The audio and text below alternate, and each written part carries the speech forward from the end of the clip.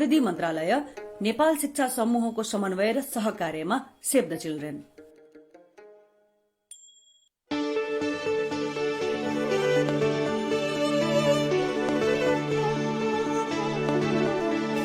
गाउँ सहर सारा गुन्जाउने यो हो रेडियो सान्वी 96.4।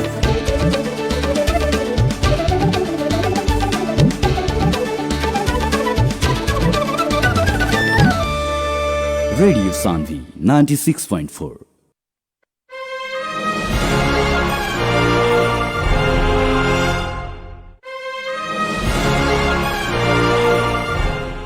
नमस्कार, रेडियो सान्वी 96.4 मेगाहर्जको प्रस्तुति कार्यक्रम सवाल जवाफमा स्वागत गर्छु।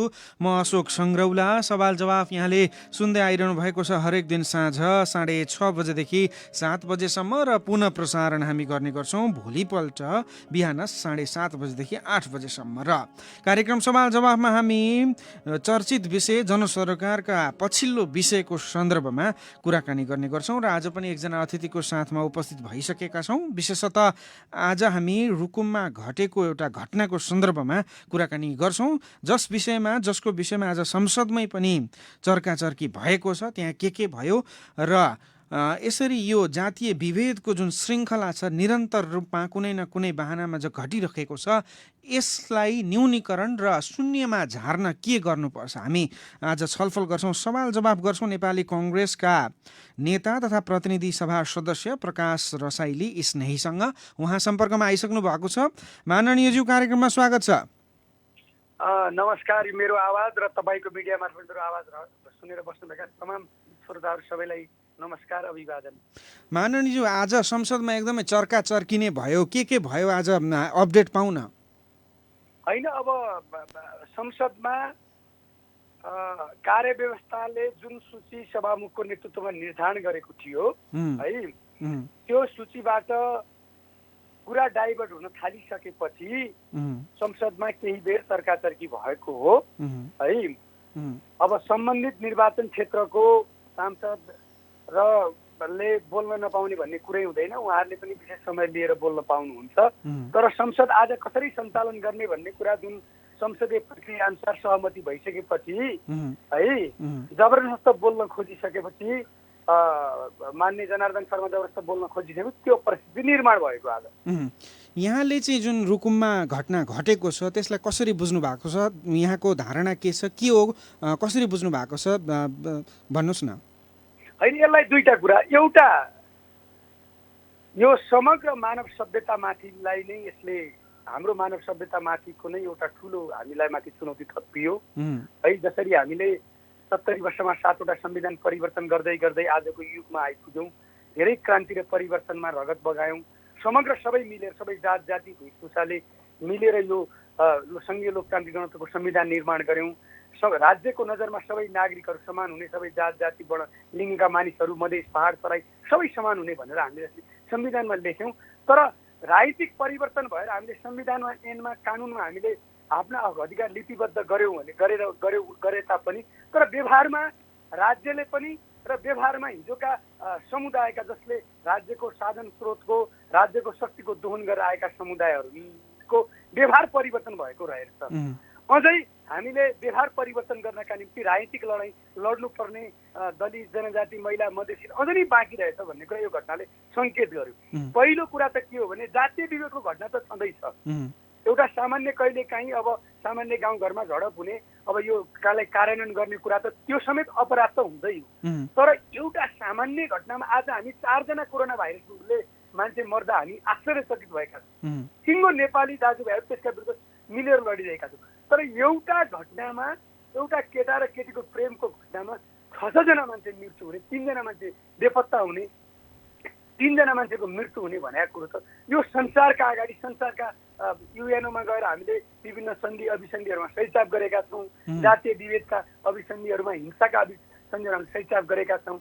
यो संसारभरि नै आज हाम्रो देश, हाम्रोसँग सम्झत, हामीले बनाएको शासन प्रणाली माथि नै एउटा कालो धब्बा हुने कुरा भयो। आज कुनै पनि मानिसले अर्को मानिसलाई प्रेम गर्न नपाउने, एउटा मानिसले अर्को मान्छेलाई विभेद गर्न पाउने, विभेद गर्ने, यो पनि 21औं शताब्दीमा नेपालको समाजमा त्यो पनि 6जना मानिसहरू 3जना मान्छे मृत्यु हुने 3जना मान्छे बेपत्ता हुने सिङ्गो गाउँ नै आएर एउटा यस्तो अवस्था सिर्जना गर्ने भनेको त एउटा यो म त घटना भन्दिनँ एउटा त यो अक्षम्य अपराध हो यो त मानवता विरोधी अपराध हो नि। हजुर यहाँले जसरी यो घटनाको बारेमा भन्नुभयो र हामीले पनि जसरी बुझेका छौँ देखेका छौँ जति भत्सना गरे पनि त्यो काफी हुँदैन पक्कै पनि। तर आज संसदमै तपाईँले पनि भन्नुभयो राजनीतिकरणको प्रयास हुँदैछ, ढाकछोप गर्ने प्रयास गरिँदैछ र जहाँ घटना घटेको छ त्यहाँका जनप्रतिनिधि माननीय जनार्दन शर्माले पनि राजनीतिकरण नगरियोस् भन्नुभएको छ, सत्ता पक्षका सांसदले पनि राजनीतिकरण नगरियोस् भन्नुभएको छ, तपाईँ विपक्ष हुनुहुन्छ तपाईले पनि राजनीतिकरण गरिनु हुँदैन भनिरहनु भएको छ। राजनीतिकरण चाहिँ कसले गरिराखेको छ त? यो घटनालाई मोड्न कसले खोजिराखेको छ? होइन तपाईँले देखिहाल्नु भने आज के थियो भने जनार्दन शर्माको जिल्लाको उहाँको त्यहाँको जनप्रतिनिधि उहाँले बाल्न पाउने राइट्स हो, त्यसमा कुनै दुई मत छैन। तर उहाँले कार्यसूचीमा विशेष समय लिएर कुनै दिन बोल्ने अथवा आजै पनि उहाँले बोल्छु भनेर समय लिएको भए त्यसमा कुनै आपत्ति हुन्थेन।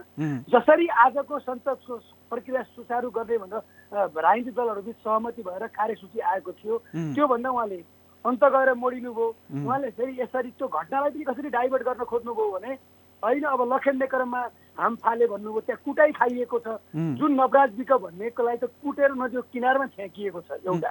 दोस्रो कुरा त्यो स्थानीय तहमा जो उहाँले भन्नुभयो स्थानीय तहमा छानबिन समितिहरू दुईटै जिल्ला प्रशासन कार्यालयका प्रमुखहरू डिएसपीहरूको जुन कुरा आएको छ नि त्यो उहाँले सूचना दिने कुरा होइन, त्यो मैले सूचना दिने कुरा पनि होइन। उहाँ त्यहाँको जनप्रतिनिधि उहाँले बोल्न पाउने उहाँको राइट छ, उहाँले संसदमा विशेष समय माग्नुहोस् बोल्नुहोस् है।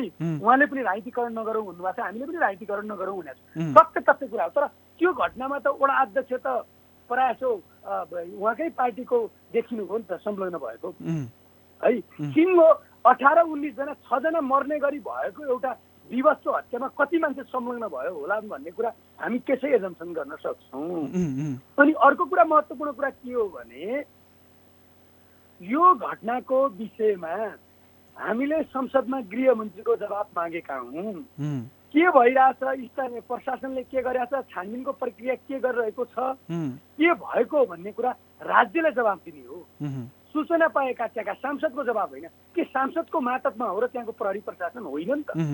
सूचना त हामीलाई पनि आउँछ, हामी पनि राज्य सत्ता बसेका पार्टी हौँ, त्यहाँको स्थानीय सरकारको निकटतम प्रतिद्वन्दी पार्टी हाम्रो हो, उहाँकै निकटतम प्रतिद्वन्दी पार्टी हाम्रो पार्टी हो, हामीसँग पनि सूचना हुन्छन्, प्रहरी प्रशासन कुरा भएको हुन्छ। त्यसैले हामीले राज्यको सूचना मागिरहेका बेलामा सूचना दिने गरी अलिकति बोलेका कारणले स्थिति असहज भएको। तर पनि त्यो कुरामा हामी के कुरामा संवेदनशील छौँ, राजनीतिकरण गर्नुहुन्न भन्ने कुरामा हामी पनि संवेदनशील छौँ, उहाँहरू पनि संवेदनशील हुनुहुन्छ भने अब संसदीय समिति बनाएर संसदीय समितिले छानबिन गर्नुपर्छ। अब आज संसदमा बोल्ने क्रममा गृहमन्त्रीले पनि हामी आफ्नो किसिमले गृह मन्त्रालयले एउटा छानबिन समिति गठन गरेको सहसचिवको नेतृत्वमा संसदले गरे भने पनि अब केही फरक पर्दैन भन्ने टाइपको उहाँको अभिव्यक्ति छ। सभामुखज्यू पनि सकारात्मक हुनुहुन्छ है। र अब त्यहाँका जनप्रतिनिधिहरूले पनि हामीलाई के अरे यो छानबिनको प्रक्रियामा सरकारलाई सहयोग गर्नु पर्यो, हामी पनि सहयोग गर्नु पर्यो, दोषी उन्मुक्ति हुन पाउनु, दोषीले उन्मुक्ति पाउनु भयो। जस्तो कि यहाँले संसदमा सम्बोधन गरिरहँदा घटनालाई मोड अन्त्य दिनको लागि ढाकछोप गर्नको लागि वर्तमान गृहमन्त्री नै र पूर्व गृहमन्त्री नै संलग्न रहेको भनेर आरोप लगाउनु भएको छ। त्यसको आधार के हो अथवा आधार केही छैन भने त्यो आक्रोश मात्रै थियो कि के हो माननीयज्यू? होइन, त्यसलाई तपाईँले त्यसरी आक्रोश मात्रै नभन्नुहोस् न। तपाईँले जस्तो कार्यसूचीमै नभएको पूर्व गृहमन्त्री जनार्दन शर्माले बोलिसकेपछि उहाँले लखेटी उहाँहरूले आफैले हाम फालेको भन्ने कुरा भइसकेपछि यो सामान्य घटनालाई ठुलो घटना नबनाऊ भन्ने टाइपको कुरा भइसकेपछि त हामीले त्यसबाट बुझ्नु पर्यो नि त हो। अनि स्थानीय लेभलमा के अरे छानबिन समितिहरू बनिरहेका छन्, दुईटै सिडिओ दुईटै डिएसपी छन् भनिसकेपछि त उहाँले त्यो कुरा भन्ने कुरा होइन नि त हो। उहाँले जानकारी गराउने यसो भइरहेछ भनेर त भन्ने कुरा हो। उहाँले त भोलि विशेष समय लिएर कुनै बेला बोल्ने अथवा आजैमा आएको भए पनि केही हुन्थेन, उहाँको समय सूची बोल्ने कुरा थिएन। त्यसैले उहाँले नै त्यो घटनालाई दौडेर गयो, यसरी गयो, प्रेममा आयो भने त कहीँ कतै उहाँले नै त्यो घटनालाई ढाकछोप गर्न खोज्नु भएको होइन कि भन्ने शङ्का लाएर त्यो शङ्का पनि लायो र उहाँले त्यसो किन भन्नुभयो भन्ने कुरा पनि भयो नि त। गृहमन्त्रीको जवाफ उहाँले दिने होइन। अब यो घटनालाई नै जसरी जुन घटना घटेको छ केटा पक्षले केटी पक्ष को घरमा गाउँमा जाँदाखेरि जुन घटना घटेको छ 3 जनाको ज्यानै समेत गएको छ यो सामान्य रूपमा हामीले हेर्दा पनि यो एकदमै निन्दनीय घटना छ दोषीले सजाय पाउनु नै पर्छ यसमा कुनै दुई मत नै रहेन तर यो घटनालाई जातीय कुरासँग जोडेर हामीले कुरा गरिरहँदा हामीले कतै अतिरञ्जित त बनाइरहेको छैनौँ माननीयज्यू होइन अब यसमा यसो हो दलित म पनि तपाईँको महत्त्वपूर्ण मिडिया मार्फत त्यसलाई जातीयकरण गर्नुहुन्न भन्ने पक्षमा छु है तर अब जातीय विभेदको कहीँ न कहीँ यसको तुस देखिन्छ किनभने त्यही ठाउँमा एउटा ठकुरीको छोरा छेत्रीको छोरा अथवा ब्राह्मणको छोराले प्रेम गरेको भएदेखि बाबाआमाले टिकाटालो लाएर त्यो केटालाई त्यसरी कुटी कुटी लखेटी लखेटी ढुङ्गाले थिची थिची मार्ने अवस्था सिर्जना हुँदैन थियो होला है अब केटीले म असुरक्षित छु मलाई अर्कै ठाउँ बिहा आज गृहमन्त्रीले नै संसद सम्बोधन गर्ने कुरामा केटीले नै बोलाएर केटा गएको भन्ने कुरामा त उहाँले पनि त्यो कुरालाई आफ्नो सूचनामा स्वीकार गर्नुभयो नि त प्राप्त सूचनालाई हो त्यसैले जातीयकरण गर्ने भन्दा पनि अपराधीहरूलाई अबको कुरा के हो भने अपराधीहरू कुनै पनि मूल्यमा सजायको भागीदार हुनुपर्छ उनलाई उन्मुक्ति दिनुपर्छ राजनीतिक संरक्षणका आधारमा कसैलाई उन्मुक्ति दिने कसैको पार्टीको सदस्यता मुछेला चाहे नेकपाको चाहे काङ्ग्रेसको चाहे अन्य कुनै पार्टीहरूको मुछेला भनेर कसैले त्यसलाई ढाकछोप गर्ने कसैले भोटको राजनीति गर्ने कसैले चाहिँ जनतालाई के अरे उचाल्ने किसिमले त्यसको राजनीतिक फाइदा लिने किसिमले न सत्ता पक्ष न प्रतिपक्ष न त्यहाँका जनप्रतिनिधिले न हामीहरूले कसैले पनि गर्नु हुँदैन भन्ने हाम्रो प्रश्न धारणा हो यो घटनाका दोषीले सजाय पाउनै पर्छ जातीय मुद्दामा जोडे तापनि नजोडे तापनि यो एकदम निन्दनीय घटना भएको छ भन्ने यहाँको भनाइ होइन त भनाइ होइन तर अब जातीय कुरालाई जोडेर सामाजिक सद्भाव भड्काउने है सामाजिक के अरे धार्मिक सहिष्णुता भड्काउने काम हामीले पनि गर्नुहुन्न कसैले पनि गर्नुहुन्न एउटै अहिले लक्ष्य के हुनुपर्छ भने मर्ने मान्छे कहीँ न कतै जातीयताको आधारले घटना घटेको किनभने ऊ दलित हो है त्यो कुरा समग्र दलितलाई लाग्न पनि सक्छ तपाईँलाई मलाई पनि लाग्न सक्छ तर अब घटना घटिसकेपछि भोलि दलित होता कसैको होस् यसरी प्रेममा परेका मान्छे कुनै पनि युवाको मृत्यु यसरी नहोस् है दोषी उन्मुक्ति हुने वातावरण सिर्जना नहोस् यसको राजनीतिक रूपमा यसको संरक्षण नहोस् भन्ने कुरा हो दोषीलाई कारवाही गर्नुपर्छ त्यति कुरा हो अब माननीयज्यू जुन यो घटना घटेको छ नि यसमा पीडित र पीडक जुनसुकै जोसुकै पात्र भए तापनि यस्ता घटना विगतमा पनि भएका थिए विभिन्न बहानामा विभिन्न ठाउँमा भएकै हुन् यसमा नि माननीयज्यू यो दोषी चाहिँ को पाउनुहुन्छ यहाँले राज्य कि समाज होइन यसो हो अब राज्य पनि हिजोका दिनमा हामीले कतिपय ठाउँमा हाम्रा पनि कमी कमजोरी भए राज्य सञ्चालनको प्रक्रियामा सबै जो राजनीतिले सत्तामा बसे उनीहरूले पनि यस्ता घटनालाई सिरियस रूपमा नरहेको कारण आज ठुलो एउटा दिवस छ एउटा ठुलो अपराधको आज हामीले हाम्रो आँखा अगाडि घट्यो है त्यसैले हामीले कानुन बनाउँदै गयौँ त्यो कानुनले गर्न सकेन भने कानुन फाल्दै संशोधन गर्दै गयौँ तर त्यो कानुनलाई भएका कानुनलाई पनि हामीले व्यवहारमा ल्याउन सकेनौँ व्यवहारमा आचरणमा परिवर्तन ल्याउन सकेनौँ र बनाएका कानुनलाई पनि प्रभावकारी कार्यान्वयन गर्न सकेनौँ र नीति निर्माण तहमा चाहिँ र कार्यान्वयन तहमा र त्यसको निर्णायक तहमा चाहिँ सम्बन्धित समुदायको व्यक्ति पनि भएन आज यो कुरा मात्रै भन्नु त ठुलो घटना हो आज संसारका अगाडि नेपाली नेताहरू हामी सबै राजनीतिक दलका नेताहरूलाई सिङ्गो संसदलाई हाम्रो सरकारलाई पनि लज्जित बनाएको छ है हाम्रा राजनेताहरू भन्नेहरूलाई पनि लज्जित बनाएको तर एउटा सामान्य जातीय छुवाछुतको घटना घट्यो भने पनि त्यसको अनुसन्धान गर्ने त्यही समुदायको व्यक्ति हुन्छ उसको कहीँ न कहीँ सामिप्यता देखिन्छ हो त्यसको निर्णय के अरे फैसला गर्ने प्रारम्भिक फैसला गर्ने प्रमुख जिल्ला अधिकारी त्यही समुदायको हुन्छ न्यायाधीश पनि त्यही समुदायको हुन्छ अनुसन्धान अधिकृता पनि त्यही समुदायको हुन्छ पीडित समुदायको हुन्छ पीडित समुदायको त कहीँ पनि हुँदैन नि उसलाई चौतर्फी हेराबन्दी गरिन्छ र न्यूनभन्दा न्यून सजाय पाउने सके सजाय नै नपाउने अवस्था सिर्जना भएको त्यसले हामीले पहिला संविधान बन्ने प्रक्रियामा पनि के भनेका हौँ भने कम्तीमा बलात्कार सम्बन्धी अपहरण सम्बन्धी महिलामाथिको हिंसा सम्बन्धी जातीय विभेद सम्बन्धी हरेक ठाउँमा एउटै छुट्टै अदालत र बेन्चको स्थापना गरौँ यदि त्यसो गरिँदैन भने राष्ट्रिय दलित आयोगलाई दलित सम्बन्धी महिला आयोगलाई महिला सम्बन्धी है दलितका अनुसन्धान गर्ने अधिकार दलितलाई अब एउटा अख्तियार पूर्वपक्षमा राख्नका निम्ति सिफारिस गर्ने अधिकार मुद्दा चलाउने अधिकार मुद्दा दायर गर्ने अधिकार दिउँ भने त्यो पनि हामीले गर्न सकेनौँ त्यसैले अहिले पनि के छ भने पीडित पक्षका मानिसहरू नै राज्य सत्तामा बढी चाहिँ पहुँच छ हो पैरवी गर्ने, निर्णायक तहमा हुने न्यायाधीश, प्रमुख जिल्ला अधिकारी, अनुसन्धान अधिकृत, जिल्लाको प्रहरीको प्रमुख, उनीहरूकै समुदायको कहीँ न कहीँ त जातीय हिसाबले त सामुख्यता हुन्छ। गर्दै गरेको शोषण होस् अथवा आफूले राज्यको साधन स्रोत र शक्तिलाई गर्दै गरेको दोहन त कसैले पनि त्यसलाई आफूले छोडेर अरूलाई त दिन चाहन्न नि त। त्यो एउटा मानवीय स्वभाव हो। त्यसैले अहिले जे स्वभाव भइरहेको छ त्यो चाहिँ हामीले भएका कानुनलाई कार्यान्वयन पनि नगर्न सक्ने, सम्बन्धित पीडित समुदायका मानिसहरू राज्य सत्ताको दोहन, राज्य सत्ताको प्रयोग, राज्य सत्ताको निर्णायक तहमा नभएका हुनाले यी घटनाहरू पटक पटक घटिरहन्छ। तर माननीयज्यू परिस्थिति त बदलिएको छ नि। अहिले त पछिल्लो समयमा हेर्दाखेरि त जस्तो दलित समुदायकै अगुवाहरू पनि नेतृत्व तहमा आउनुहुन्छ, जनप्रतिनिधिको रूपमा आउनुभएको छ, वकालतकर्ताको रूपमा पनि अगाडि रहनु भएको छ र संविधानले पनि दलितको हक अधिकार स्थापित गरिसकेको अवस्थामा पनि यहाँ भन्दै हुनुहुन्छ कि जिम्मेवार तहमा, कार्यान्वयन तहमा दलितको उपस्थिति नहुँदा यसले निरन्तरता पाइरहेको छ भनेर यहाँले भनिरहनुहुन्छ। होइन, यसमा 2-3वटा कुरा हो। तपाईँले भन्नुभयो नि, अब निर्णायक तह भने के हो? यसको जातीय विभेदको प्रारम्भिक कुरा, अब यो जातीय हिंसाको घटना, मान्छेको मृत्युको घटना, अपराध घटना, जातीय छुवाछुत घटना त पहिला प्रमुख जिल्ला अधिकारीले हेर्नुहुन्छ हो। प्रमुख जिल्ला अधिकारी को हुन्? डिएसपी को हुन्छ? अहिले कतिवटा जिल्लामा प्रमुख जिल्ला अधिकारी दलित समुदायको छ, कतिवटा जिल्लामा प्रहरीको प्रमुख दलित समुदायको मानिन्छ, कतिवटा जिल्लामा सरकारी वकिल दलित समुदायको मानिन्छ। तपाईँले अस्ति 10,000को करिब 10,000को लोकसेवा खुल्दै गर्दाखेरि दलितको अंश छुट्यायो त संविधानले प्रदत्त गरेको हक अधिकार हो नि त्यो हो। आजसम्म किन राष्ट्रिय दलित आयोग गठन भएन? आज दलित आयोग गठन गरेको भए चाहिँ कि शनिबार घटेको घटना आज दलित आयोगका पदाधिकारीहरू त्यहाँ पुगिसक्यो होला नि त हो। मैले त भन्ने गरेको छु कि यो सरकार बनिसकेपछि 4-5वटा प्रतिगमनकारी घटनाहरू घटे कि हो।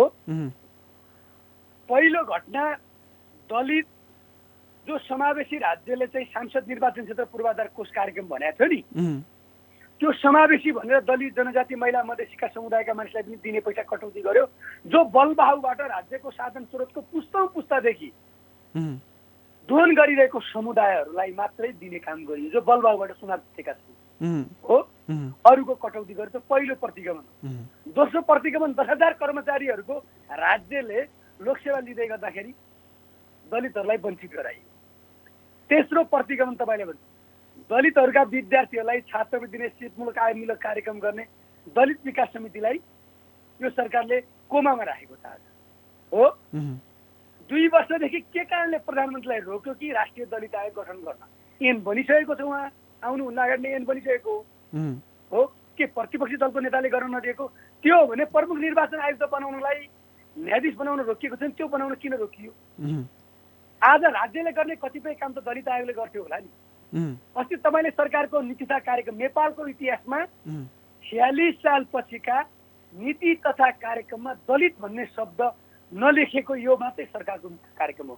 कुनै ठाउँमा दलित भन्ने शब्द लेखेकै छैन, उच्चारण गरिएको छैन। राज्यका यी विभिन्न निकायमा यहाँहरूले चर्चा गरिरहँदा पीडित वर्गको प्रतिनिधित्व अथवा पहुँच यदि भयो भने पनि पीडितले न्याय पाउँछन् नै भन्ने सुनिश्चितता हुन्छ त माननीयज्यू?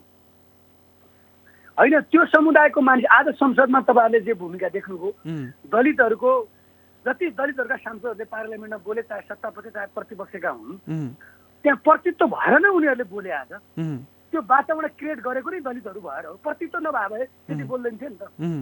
56 अगाडिको संसदमा तपाईँले हेर्नु भने 48 सालमा 1 जना दलित हुनुहुन्थ्यो, 51 सालमा 1 जना पनि हुनु भएन हो। 56 मा राष्ट्रिय सभामा हुनुभयो, 56 मा 1 जना पनि दलित सांसद भएन हो। अब आज दलित सांसदहरू काङ्ग्रेसको 6 जना थिए, एमालेको 9-10 जनाहरू हुनुहुन्थ्यो उहाँहरू।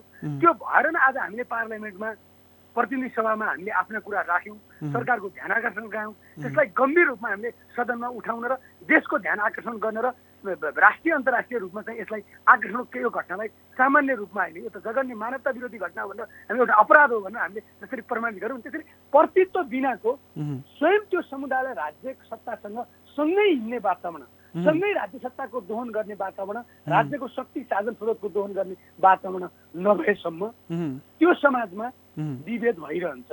विभेद भइसकेपछि कुनै न कुनै शक्तिले त्यो विभेदलाई समातेर विद्रोह गर्छ। विद्रोह गर्नु भनेको तत्कालीन अवस्थाको के अरे संविधान, कानुन एन नियमलाई अस्वीकार गर्नु हो।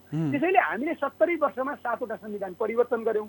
किन परिवर्तन गर्यौं भने समाजमा विभेद थियो, राज्यमा विभेद थियो, कहिले कर्णालीलाई विभेद थियो, मधेसीलाई विभेद थियो, दलितलाई विभेद थियो, महिलालाई विभेद थियो, अल्पसंख्यकलाई विभेद थियो। त्यो विभेद जीवित रह्यो।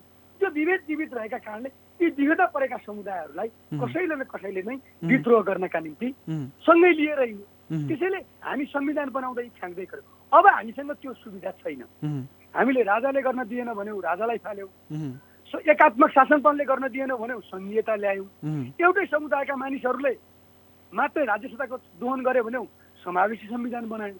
अझ पनि हामी प्रतिगमनको बाटोमा कोही हामी अब लोकसेवाका नाममा ठग्न थाल्यौँ, कोही संवैधानिक निकायमा ठग्न थाल्यौँ, कोही कानुन कार्यान्वयन एन कार्यान्वयनको ठाउँमा हामीले ठग्न थाल्यौँ भने त जनतासँग विद्रोह गर्ने अधिकार पनि सुरक्षित हुन्छ। कुनै विद्रोह गर्ने शक्तिले यो संविधानको खिलाफमा चाहने, यो ऐनका खिलाफमा चाहने मान्छेले त्यसलाई समातिन्छ र विद्रोहको बाटो अवलम्बन गर्छ। त्यसैले अब कुनै पनि समुदाय, जात जाति, वर्ण लिङ्गका मानिसहरूलाई 90% भन्दा बढी जनताको सार्वभौम सत्ता सम्पन्न संविधान सभाले ल्याएको संविधानका विरुद्ध विद्रोह गर्ने अवस्था सिर्जना नहोस् भनेर हामीले यस्ता सामाजिक कुरीति, विकृति, विसङ्गति, विभेदहरू, महिलामाथि हुने हिंसा, जातीय छुवाछुतका घटनाहरू, यस्ता घटनाहरूको सरकारले जुनसुकै सरकार बने गम्भीरतापूर्वक लिएर यसको न्यूनीकरण गरेनौँ भने र यस्ता घटनाका विरुद्ध राज्य एकदम अलि कडा ढङ्गले प्रस्तुत भएन भने त फेरि हामी त प्रतिगमनकै बाटोमा, पक्षगमनकै बाटोमा फर्किने पो हो कि भन्ने त लाग्नु स्वाभाविक कुरा हो नि। जस्तो माननीयज्यू, एउटा हाम्रो समाजको जुन ढाँचा छ नि, सबै वर्ग समुदायका मानिसहरू समाजमा मिलेर बसेका हुन्छन्। पीडक पनि त्यही समुदायमा हुन्छ, पीडित पनि त्यही समुदायमा हुन्छ। अनि जसरी एउटा घटना घटिसकेपछि पीडित वर्गले न्यायका लागि अगाडि बढ्दै गर्दाखेरि अब न्याय पाउला नपाउला त्यो अर्को पाटो भयो, तर न्यायिक प्रक्रियामा अगाडि बढ्दाखेरि समाजबाटै बहिष्कृत हुनुपर्छ भन्ने डरले पनि घटनाहरू लुकाइन्छन्, ढाकछोप गरिन्छन्, साम्य पारिन्छन्। यस्तो प्रकृतिले, यस्तो कारणले गर्दाखेरि पनि यस्ता विभिन्न विभेदका घटनाहरू अघि बढिरहेका हुन् भन्ने कुरामा तपाईँ कतिको विश्वस्त हुनुहुन्छ, यसलाई मान्नुहुन्छ? म तपाईँले भनेको कुरामा सहमत छु। अझ थोरै म त्यसमा के थप्छु भने हाम्रो समाज वर्गीय रूपमा, जातीय रूपमा, धार्मिक रूपमा पुरातनवादी समाज, जडसूत्रवादी समाज, अझ म सामन्तवादी समाज भन्छन् वामपन्थी साथीहरूले। समाजमा जान्ने, सुन्ने, पढे लेखेका गाउँका सबै बुद्धिजीवीहरू अहिले पनि त्यही माथिल्लो समुदायका मानिसहरू छन्। सामान्य घटना घट्यो भने लोकल लेभलमा माफी मागाउने, ल भइहाल्यो, हामी दाजुभाइ मिलेर बसेका छौँ, यसलाई कानुनी बाटोमा जानु हुँदैन, ल भइहाल्यो भन्ने आन्तरिक रूपमा बसुट गरेर मिलाउने कुरा भइरहेको अहिले पनि छ के। त्यो किनभने हामीहरू कम्युनिटीका मानिसहरूको पनि चेतना स्तर न्यूनीकरण, कुन कानुनलाई कार्यान्वयन गर्नुपर्छ, हाम्रा पक्षमा के कानुनहरू बनेका छन्, हामी कसरी विभेदमा परेका छौँ भन्ने कुरा पनि बनेको छ।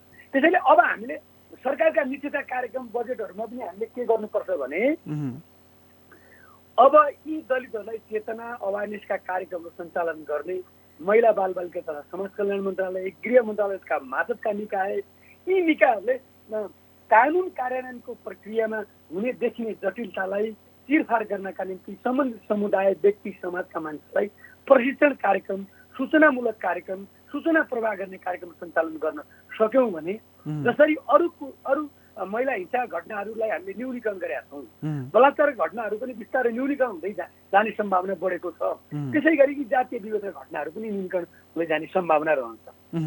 अस्तो अझ ट्रेन्ड कस्तो देखिएको छ भने सहरमा भन्दा गाउँमा चाहिँ यस्ता जातीय विभेदका घटनाहरू बढी देखिन्छन्। हुन त सहरहरूमा पनि छन् तर त्यति आउँदैनन्, प्रकाशमा आउँदैनन्। गाउँमा यस्ता जातीय विभेदका घटनाहरू निरन्तर रूपमा घटिरहनुमा चेतनाकै कमी हो पीडित वर्गमा अथवा अन्य कारण पनि देख्नु भएको छ तपाईँले?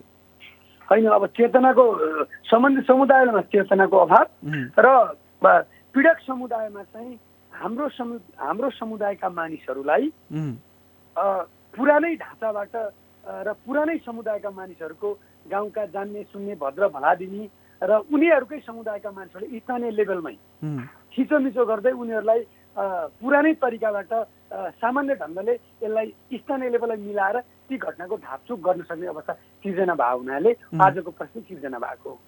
जस्तो अब तपाईँ प्रतिनिधित्व गर्ने त्यही नेपालको पश्चिम क्षेत्रमै पनि विभेदका घटनाहरू धेरै देखिन्छन्। के बुझ्नु भएको छ यहाँले ती घटनाहरू यसरी भइरहनुमा? सामाजिक चेतनाको प्रभाव पनि कम छ। सरकारले पनि यो चेतना प्रभाव गर्नुपर्छ। हाम्रो ऐन नियम कानुनमा भएका कुराहरूलाई सार्वजनिक स्थलहरूमा स्कुल विद्यालय के अरे हाम्रा स्थानीय प्रशासनका कार्यालयहरूमा कानुनी कुराहरूको बारेमा फ्ल्याक्स ब्यानर बनाउने, बोर्डमा लेख्ने, स्कुलहरूमा अब हाम्रो पाठ्य पुस्तकहरूमा पनि सहभागी गराउने, हामी संविधानमा भएका कुराहरूमा पनि अनि सजाय पाएका व्यक्तिहरूका बारेमा चाहिँ बाहिर मिडियाहरूमा लिएर आउने र उसले सजाय पाएका कुराहरूले गर्दा भोलि अरू मान्छेलाई पनि अपराध गर्न अभिप्रेरित गराउँदैन, त्यसले उनीहरूलाई ह्युमिलेट गराउँछ, उनीहरू त्यस्तो कुराहरू हामी सबै मानिस हौँ भन्ने भावनाको विकास गराउनु पर्दछ। तर त्यस्तो त सरकारले गरे जस्तो देखिएको छैन। र अर्को कुरा के छ भने स्थानीय जनप्रतिनिधिहरूले पनि त्यस्ता घटनालाई सबै मानिसहरूलाई एकै ठाउँमा राखेर दोषीलाई कारबाही गर्ने, पनिसमेन्ट गराउने, उनीहरूलाई सजाय दिने, उनीहरूलाई जरिवाना गराउने जस्तो देखिन्छ। जहाँसम्म बाहिर आएका घटनाहरू छन्, बाहिर आएका घटनाहरू जनप्रतिनिधि माथि लेभलका सङ्घीय प्रदेश सभाका सांसदहरूले सुन्यो भने ती कुराहरूको सूचना प्राप्त भयो भने त सजाय पाएका पर्याप्त प्रमाणहरू छन्। अब कहीँ कतै राजनीतिक आवरणमा संरक्षण गर्ने, आफ्नो पार्टीको कार्यकर्ता प्रयोग भन्नेमा कसैले त्यसलाई चाहिँ संरक्षण गर्ने कुरा त भइहाल्छ। भोलि तपाईँहरूले रुकुमको घटनाका बारेमा पनि अब धेरै कुराहरू बाहिर आउँछन्। त्यो कुराहरूमा चाहिँ बिस्तारै अहिले नै धेरै प्रतिक्रिया दिनु चाहिँ उपयुक्त हुँदैन। यो घटना चाहिँ कसरी अगाडि लिएर जान्छ राज्यले, त्यो कुराहरूले नै धेरै कुराहरू निर्धारण गर्छ। अब अन्त्यमा माननीयज्यू, जस्तो कि विभिन्न घटनाहरू हुन्छन्, त्यसपछि छानबिन समिति गठन हुन्छ, छानबिन समितिले प्रतिवेदन पनि बुझाउँछ, तर पीडितले न्याय नपाएका धेरै उदाहरण छन्। निर्मला पन्त बलात्कार हत्या प्रकरण लगायतका विभिन्न घटनाहरू छन्। यहाँ कतिको विश्वस्त हुनुहुन्छ? छानबिन समिति त गठन भएको छ, अब यसले एउटा प्रतिवेदन पनि बुझाउला, पीडित वर्गले न्याय र पीडकले चाहिँ पीडकलाई चाहिँ सजाय कारबाही होला भन्नेमा तपाईँ कतिको विश्वस्त हुनुहुन्छ? पाउला नि त न्याय? होइन, हाम्रो राज्यहरूको ट्रेन्ड के छ भने समितिहरू गठन गर्ने, प्रतिवेदन ल्याएर सरकारले फन्काइदिने, होइन? त्यस्तो हाम्रो ट्रेन्ड छ। अब बाँकी राज्यले आफूले गर्नुपर्ने कुराहरू राजनीतिकरण गरेर सामान्य ढङ्गले हेरेर राज्यले गरिराखेका हुन्छ। तर अब यो घटनामा हामीले छोड्ने कुरा हुँदैन। अब गृहमन्त्रीले पनि संसदीय समिति बनाउने कुरामा उहाँले पनि संसदले छानबिन गरेमा हामीलाई कुनै आपत्ति छैन भन्ने टाइपको अगाडि कुरा बढाउनु भएको छ। यो घटनामा तपाईँहरूले एउटा कुरा के बुझ्नु भने कसैले राजनीति गर्न खोजोस्, कसैले ढाकछोप गर्न खोजोस्, कुनै पनि हालतमा दोषी उम्कन सक्ने ठाउँ हुँदैन। संसदीय समिति गठन गर्न हामी के अरे सभामुख र सरकारलाई पनि हामी सहमत गराउँछौँ। संसदीय समितिको निर्देशन, संसदीय समितिले गरेको अनुसन्धान र संसदीय समितिले दिएको प्रतिवेदन नै सरकारले कार्यान्वयन गर्नुपर्छ। दोषीलाई उन्मुक्ति हुने घटनामा सम्भावना छैन, अरू घटना जस्तो हुँदैन यो घटना।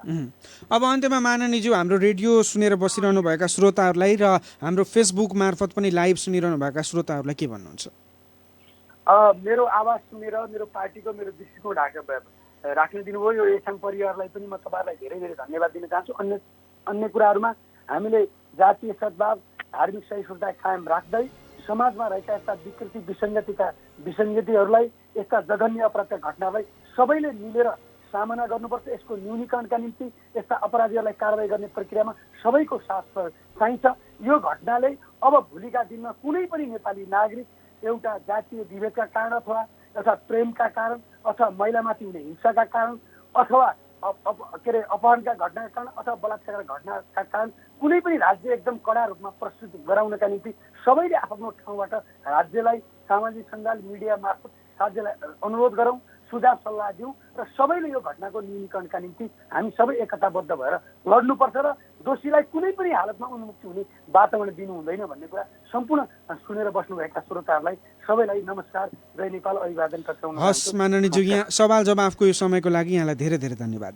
हजुर, उहाँ हुनुहुन्थ्यो नेपाली कङ्ग्रेसका नेता तथा प्रतिनिधि सभा सदस्य प्रकाश रसाइली। स्नेही, रुकुमको घटनामा आज उहाँले संसदमा प्रस्तुत गर्नुभएको दृष्टिकोण, राख्नुभएको विचार र लगायतका अन्य विभिन्न विषयमा, यही घटनासँग सम्बन्धित विभिन्न विषयमा विभिन्न पाटोहरूमा रहेर उहाँसँग सवाल जवाफ गऱ्यौँ। भोलिको श्रृङ्खलामा पुनः अर्का एकजना अतिथिको साथमा उपस्थित हुने बाचा गर्दै आजको श्रृङ्खलाबाट अशोक सङ्ग्रौला बिदा हुन्छु।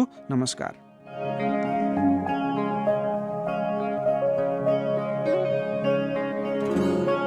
वीरगञ्ज महानगरपालिकाको आह्वान। वीरगञ्ज लगायत पर्साका सम्पूर्ण नगर तथा गाउँपालिकाहरूमा कोरोना भाइरसको संक्रमण बढ्दो अवस्थामा छ। कोरोना